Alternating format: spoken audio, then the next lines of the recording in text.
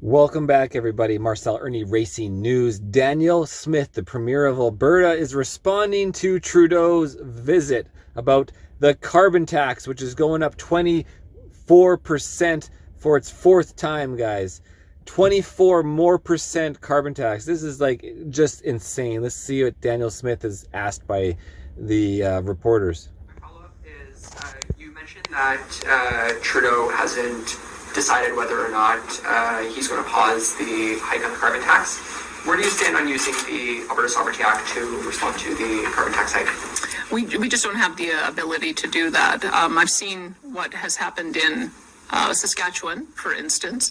They have the full authority through their crown corporations to be the sole marketer of natural gas. That's not the way our market works. We're a competitive market, and I certainly wouldn't be asking any private sector companies to break the law and not remit their taxes. So I think the important thing is for the federal government to recognize that there is a cascading effect that happens, that when you increase the carbon tax, because the rebate doesn't go to small businesses, those prices end up getting raised to be able to cover that tax, which then fuels inflation. And then when with inflation being so high, we're hearing the Bank of Canada can't reduce rates, which causes people to have higher rates when they go to renew their mortgages. So I did make that case, and I guess we'll wait and see on April 1st whether or not I and the other premiers are successful. Premier, it sounds... It's the irony of being April 1st, Fool's Day. Fool's Day. This is Trudeau, the fool. We're raising your tax on everything. It's going to affect your... We're already suffering with the price of food. Every time I go to the grocery store, it is absolutely terrible. I mean, I don't even buy chocolate bars, but I'm just thinking of it. Like, a chocolate bar is now $3 for a fucking Kit Kat. Like, and the companies now, to fight the problem of, they're actually adding water. They're making their boxes of cereal smaller. Like, they're trying to like cover up by reducing ingredients. So now we're getting worse food too. That's more expensive because they're trying to, find the corners to cut costs. And then the price of rent's already crazy. And the price of housing, that we have a housing crisis, which the Liberals admit. And after 8 years of Trudeau, it's absolutely terrible. And now, we're acting now. We're going to build a couple thousand homes here. Don't worry, over the next 5 years.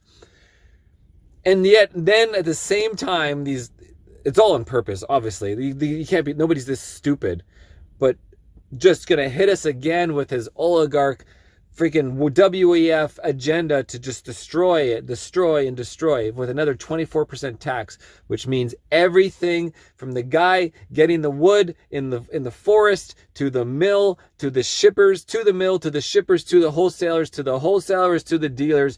Everything is being taxed on every single product you buy, from items, like light bulbs or Christmas lights, to speakers, to RVs, to food, to every piece of food, every single one. The process, the storage, the materials, everything takes oil, everything takes gas. We're only increasing the use of these materials, of using these fuels over the next 50 years. We're only going to start doubling. We're using more. And if there is no other means, that's the crazy part about it. It's so obvious because there's no solution to using something else. There's no hydrogen cars yet. The electric car is a total failure. It's been admitted. The solar panels, the wind generation, none of that. All it does is supplement a small little 5% about what a nuclear power plant can do. There is no everyone just switch to this. There is none of that. It doesn't exist. In response to Lisa's question, you're now willing to work with the feds on the pharmacare deal. When weeks ago, your health minister automatically ruled it out. Was that a mistake? And now that you have some more details, for her to say that we're opting out completely before any of these details actually come to light? Well, we're certainly not only going to offer a two-drug plan. That is not what we offer in Alberta, and I don't want people to think that a two condition plan is a universal system. It's not. But if they want to work with us to help in expanding our robust program that already exists to cover more people, then we'd be happy to do that, because our drug plan already covers 50 different types of birth control contraception. It also covers, I believe, 16 types of insulin drugs, including 9 products. products. And so we feel like we have a pretty robust plan. So we wouldn't want to offer something that was less than that.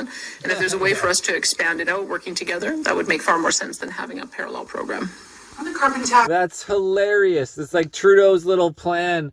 It's like Alberta's already doing all this, and they're already doing a better job. And so he's like, well, we combine our efforts, but we're not going to switch to an inferior plan. Like, hilarious. It's not new that Alberta is in opposition to this. Did you get any indication today that there could be any movement before April 1st, or is this sort of just a thing that we have to keep on saying that we don't? We're in lobbying mode right now because we're coming up on the decision, which will be on April the 1st. And as you saw, even Liberal Premier Andrew Furey announced yesterday that he believes that there should be a pause on the increase as well. So I think this would be the time for people to call the federal government, call their MPs, and put some pressure on them, because I do believe that if we're really concerned about affordability and inflation, that the tax is too high. And going up another $15, which would be 23% increase on the current amount that people are paying, I just don't think they can afford it. Yeah, taking it to a totally different topic, asking you about the proposed trans policies. According to a Freedom of Information request, your office received thousands of letters in the weeks following your proposed announcements. Those in support thanked you for protecting the rights of parents and children, calling it common sense, but there was also significant concern. Some called on you to rescind the policies. Others expressed concerns about consultation, government involvement in medical decisions, misinformations, and the safety and well-being of LGBTQ2S+ Albertans. In over 2 weeks, your office received over 12,000 letters titled "Protect Students, Withdraw the Regressive Policy," yet you have said several times that you believe Albertans support these policies. What are you basing that belief on? Look, I mean, we are going to make sure that any individual who is transitioning is supported. That was the starting point, is that I'm concerned that there are gaps in the medical coverage, that we don't have the surgeries available here, we don't have proper surgical aftercare, and that there are sometimes difficulties getting the lifelong medical support needed to be able to support somebody who's on hormone therapy. And then the question was, at what point should these decisions be made? And I must tell you, the developing international evidence is that there's no consensus on this. What we're seeing, if you saw in the UK, their National Health Service just announced that they would not be offering puberty blockers to young people under the age of 18 because they feel that the potential risks and harms have not been studied, and that the risk is too great. So when we look at that, we have to look at the broader international picture and see what the evolving evidence is. The UK, many of the Nordic countries, they're taking a different approach. We want to be cautious. We want to make sure that children are making these decisions when they're old enough to understand the consequences, because we are talking about sterility. Let's be frank about it. If you stop the process of puberty and then you do cross-sex hormones and you don't become sexually mature, you can't have children. And so we have to decide at what age a child should make that decision. And from the feedback that we've gotten from those who are in the field, from looking at the international evidence, we just don't feel comfortable that that would be the age 15 and under. We have. Yeah, I mean, well said, well put. I think these serious decisions that affect your life you need to be over 18 to make those decisions. I mean, it's just common sense, in my perspective. I mean, you can't even drink. You have no idea what life is ahead, and life in high school, man, how many people remember what life is in high school and how you change so much after high school? High school was barely any work. Remember, you used to think high school was like a lot of work and homework. Wait till you get in the real world. High school was fun. Yeah, it was simple. That's not work. Anyway, so Danielle Smith does an excellent answer, keeps it right on the facts, right? Because the puberty blockers are super dangerous, and that's number one. Like, these are the same drugs they give pedophiles to pretty much cease their existence of their inner self. Like, these are serious drugs. These are just like those other crazy Vs, These things are dangerous. Agreed that we believe that children who have good medical care, psychological support, and supportive family can start that when they're 16. And I think that increasingly is going to be supported by the international evidence. You mentioned the international evidence, but how do you know that this is what Albertans want? And on that note, would you commit to polling Albertans to find out if they do, in fact, support these policies and release those findings? Well, look, when you're talking about lifelong decisions about whether or not a person is going to take an action that's going to result in their sterility and they're a child. I think there comes a point where you do have to be looking at what the international evidence shows. And if we're seeing in other jurisdictions that there's concern about the long-term impact of puberty blockers, and there's concern about prematurely having young people make these decisions, then I think we have to be mindful of that. Our job is to make sure that kids can make adult decisions as adults, and that they don't end up making a decision prematurely that will cut off their choices. Thanks, Shane. We'll go to Emmanuel. Yeah, on the pharmacare plan, just so I understand correctly, your position is that Alberta should opt out of this federal plan, but also offer a public plan that would cover diabetes, contraception, Plan B, and more? We already have a public plan, yes. It offers 5,000. It offers 5,000 different types of drugs. There's a category for seniors, category for age and disabilities, and there's also what we call a non-group plan, which is available to anyone who does not have coverage through their employers. There are people who've chosen not to opt into that plan, and so if we can work with the federal government to get more people covered, we'd be happy to. But we want to make sure that it's a comprehensive plan that covers all conditions that we currently offer under our program. Okay. And on the carbon tax, Newfoundland Premier announced this morning that he was also opposed to the carbon tax hike. I think there's only Manitoba left in the provinces that are concerned by this federal carbon tax. And British Columbia, I think, because British Columbia has their own provincial carbon tax. Yeah. But of the provinces that are concerned, do you plan on doing some kind of Premiers United Front on that, meetings, so to the federal government? I think we kind of are. We're tweeting and retweeting each other.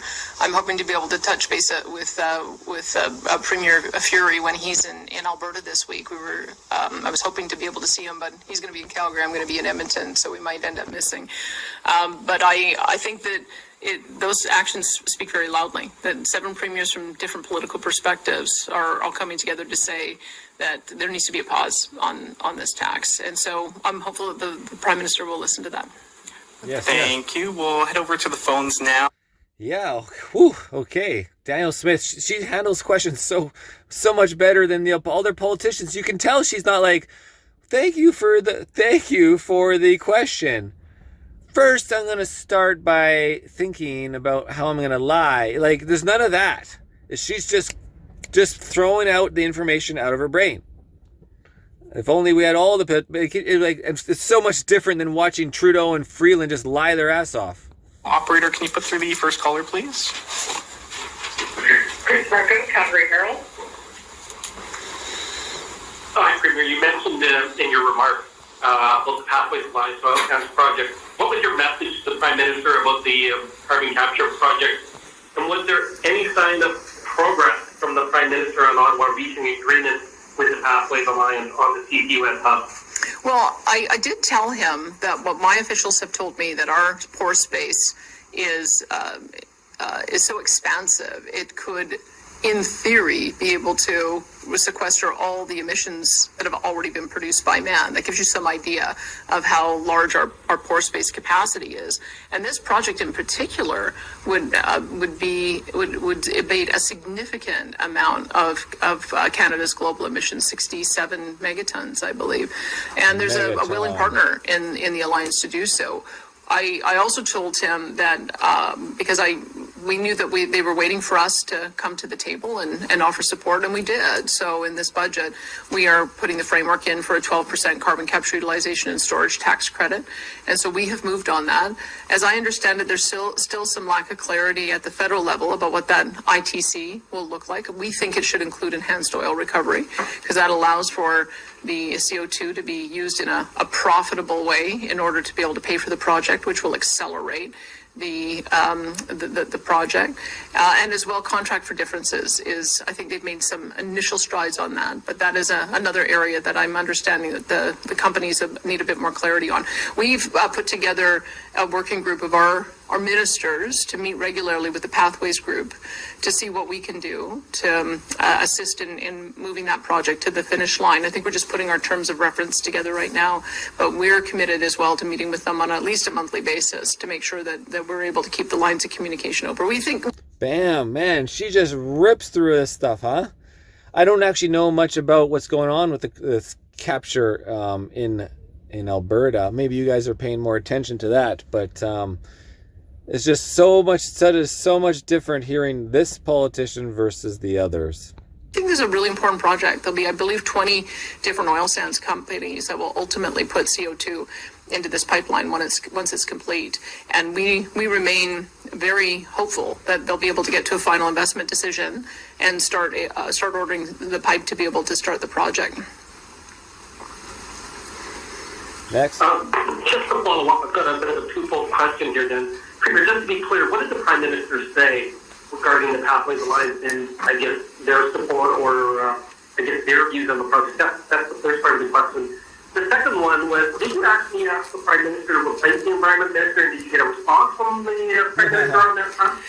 Well, I got a smile. I think he knows that that Minister Guilbeault is not my favorite minister, but I did let him know that I have a great relationship with several of his other ministers, but I did feel like I should tell him in person what I've been saying publicly, just so that there wasn't any miscommunication on that. I do. Guilbeault, guys, if you don't know who she's talking about, Environmental Minister Guilbeault, this freaking freak of a clown. Let me go show you him. Bam, bam, guys, here it is. Freaking Stephen Guilbeault. Or Guilbeault. Yeah.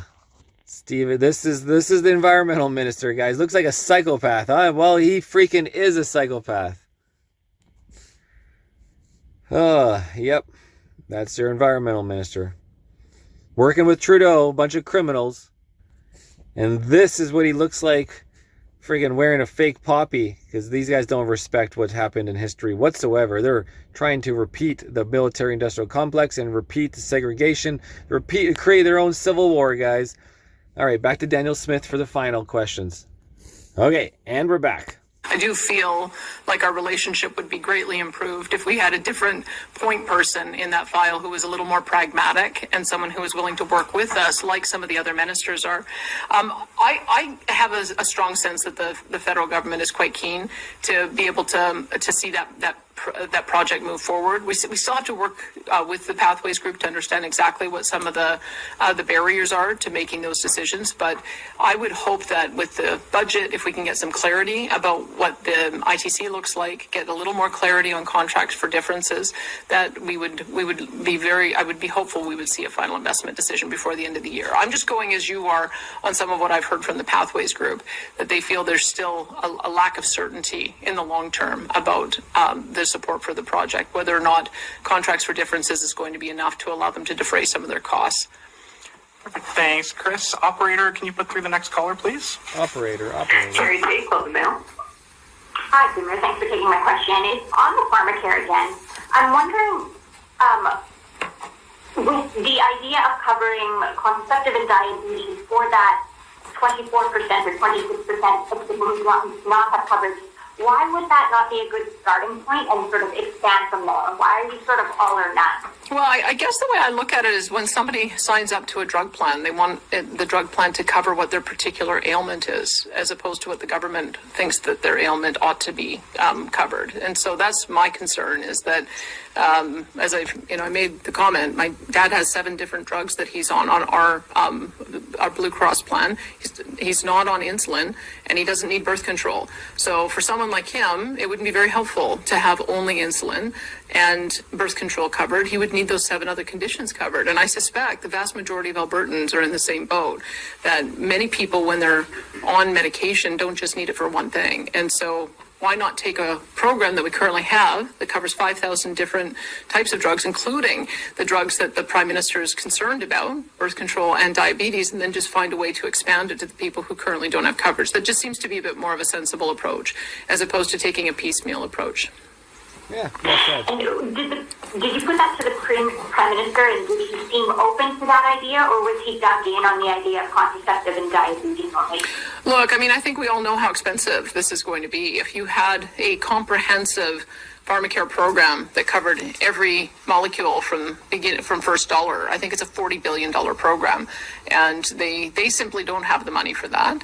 And so I think there's sort of some. How much money did they send to Ukraine over the last few years now? Is it somewhere in the billions? practical reality that we have to work together on this. We have demonstrated that we've put together a plan that can cover a far greater range of drugs, including the drugs that he's concerned about. And so if we can find a way to expand the existing plan we have to more people, that would seem to me to be the best way to move forward. So I've asked my health minister if she would work with her counterpart on that kind of approach, and we'll see where we get to. Thanks, Carrie. Operator, can you put through the next caller, please? All right. I'm tired. Sheila Gunreed, Global News. Global News. Oh, sorry, Rebel News. Rebel. Hi, Premier. Justin Trudeau walked out of his press conference or his meeting with you today and told the media that he had full confidence in his environment minister, and he rejected your calls to fire him. He then blamed you and the other premiers for being the caustic or problematic ones in the relationship with Gilbo. How do you respond to that? Well, it's, admirable that he's defending that member of his team, but I think that the reality is somewhat different. We've got an environment minister who's lost in court on the Impact Assessment Act, and rather than accept that, seems to be trying to find a workaround on it. Lost on plastics, rather than accept that, is appealing it. We went to COP, didn't tell any of the delegations there what he was going to announce there, dropped a bomb on us on an emissions cap for oil and gas, emissions cap for methane, and has basically announced that he doesn't want to build any more roads anymore, which he had to walk back. So I would say that the evidence demonstrates that there's an environment minister who has been given a pretty free rein to trample the Constitution and interfere with national unity and also interfere with investment. And so I would say that we are responding to the fact that we have an environment minister that is not following the rules, and I'm going to keep pushing back against that. I will work with the ministers that I can and hopefully find a workaround, but it would be a lot more constructive a relationship if we actually had somebody who was pragmatic on the other side of the table. Yeah, good answer. Were there any discussions today with Trudeau of your recently announced slate of policies to ban medical gender transition of children under the age of 16 and to protect women's sports? Because when you first announced these policies, it was all the entire federal cabinet could talk about. So did he broach the subject with you today? And if so, what did he say? He did raise it. And I also raised the recent decision of the National Health Service to move forward with banning puberty blockers for youngsters. And I just said, look, we've got to follow the international evidence here. We're going to take a bit of a review of our current medical practices in Alberta. We've got to make sure that the young people are getting a full diagnosis of gender dysphoria and have proper provisions for how to support them through that process with mental health counseling and medical support. And so we just have to make sure that there's some rigor around that process.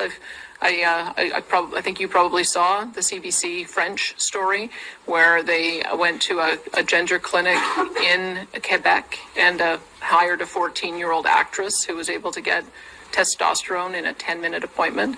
If that is happening on a broad scale, that doesn't seem to have the rigor I think most people would expect around medical procedures. So we don't know the extent to which that might be occurring here, but we do know that these are decisions that are adult decisions to be made. And we can't be having a situation where a young child is making a decision that is going to lock them into a particular path that will affect their fertility without understanding the full impacts of that. So we're looking and taking guidance from the medical profession internationally, and I hope that we can find some common ground. We want to support anyone in their journey to become who they're going to be, but we want to make sure that they're doing so with the full understanding of what those consequences might be. Wow, guys, that's it, guys. 27 minutes, and you didn't even see the first half, but she just speaks. She speaks her mind, and she's honest about what she thinks, and she's not lying. She's not.